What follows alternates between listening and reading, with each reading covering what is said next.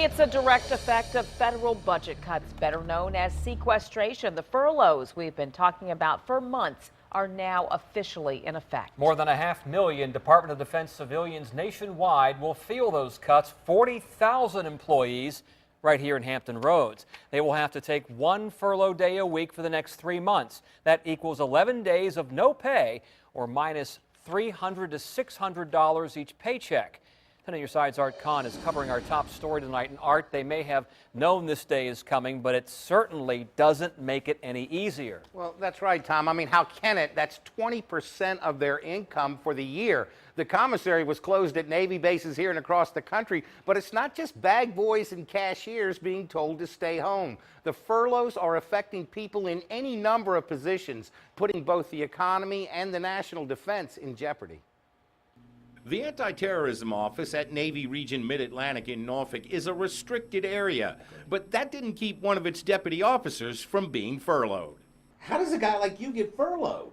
Well, that's an interesting question, but I guess the powers that be determined that it's not really necessary for me to be here one day a week. Officer James Shirley isn't the only civilian DOD employee now forced to stay at home once a week. In Hampton Roads alone, there are about 40,000 more people who will also be losing one day's pay a week. I think it'd be fairly significant for anybody that was faced with an opportunity to lose $500 a payday. That's $1,000 a month for the next 11 weeks. That could be a car payment, a house payment. Retired Admiral Fred Metz says that is going to affect all of us in Hampton Roads, not just civilian defense workers.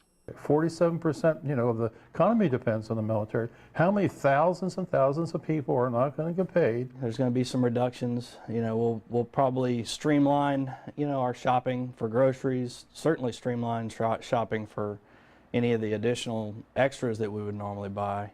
And people say, well, I don't understand this impact of sequestration. I don't see anything, because it's happening from the inside out. When the Chief of Naval Operations made those remarks in Virginia Beach last week, he was talking about the Navy's readiness. But today we affected the outside, because that person that's not getting paid for today is going to think twice. I'm not going to go out and eat tonight. I'm not going to buy that car. Now, the furloughs are expected to save the Department of Defense $1.8 billion. Now, think about this, because that's a small percentage of the $40 billion the agency must trim from the budget, much less than the 20% that furloughed workers will be forced to cut from their family's budget. And speaking of budgets, there's a little indication at this point that Congress is any closer to approving a defense budget for 2014, 15, or beyond. Furloughs could be around longer than the current timeline, which runs until about the end of September. Art Kahn, 10 on your side.